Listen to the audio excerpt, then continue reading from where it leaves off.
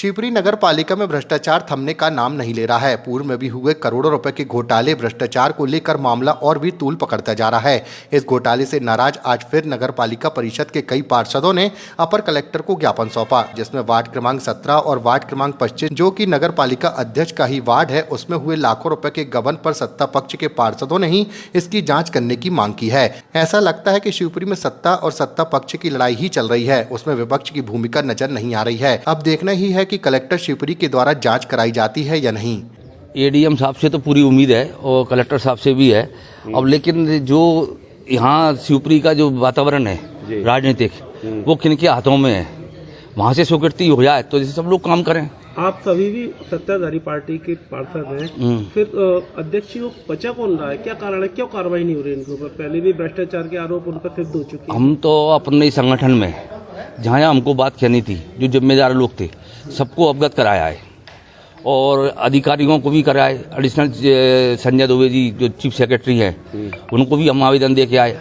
2 बार आयुक्त से मिले, उनने का पूरा भरोसा है, वो है हम आप पे कार्रवाई करेंगे बिल्कुल अध्यक्ष पे। अब वो कहाँ टक जाती है पता नहीं पड़ता। आपको क्या लग रहा है कि जो केंद्रीय मंत्री ज्योतिरादित्य सिंधिया है, जो क्षेत्रीय सांसद भी हैं, तो क्या वहाँ पर यश नहीं हो पा रहा है, इस वजह से अटका? उनको भी सब पार्षद बताया है, उनको पता है, लेकिन यहाँ की राजनीति का केंद्रीय बिंदु तो वही है। सपोर्ट में अब क्या कारण है, यहाँ के कुछ छुटवैया नेता हैं जो उनके पीछे पैरवी कर रहे हैं।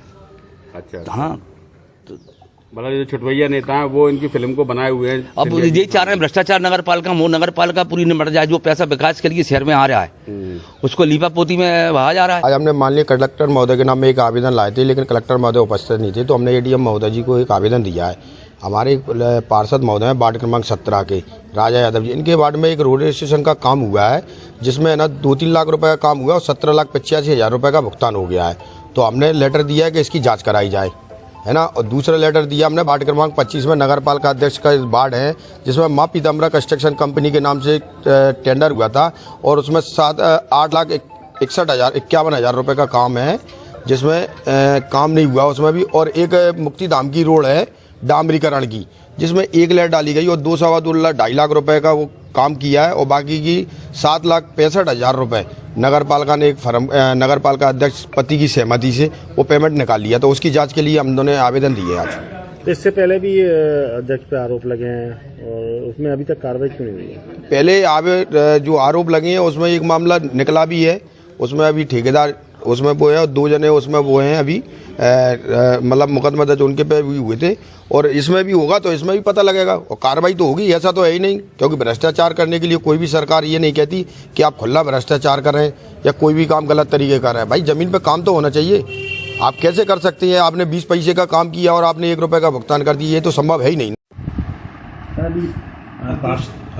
अध्यक्ष की लगभग पार्षदों ने आवेदन दिया है भ्रष्टाचार का, क्या पूरा मामला है? एक्चुअली बेसिकली अध्यक्ष का क्या है, उसमें एक वार्ड नंबर 25 और वार्ड नंबर 17 में उन्होंने कहा है कि कुछ कार्य किए गए थे वर्ष 23 में जो पूरे बजट के साथ नहीं किए गए, आधा अधूरा काम किया गया और पूरा फिनांस किया गया।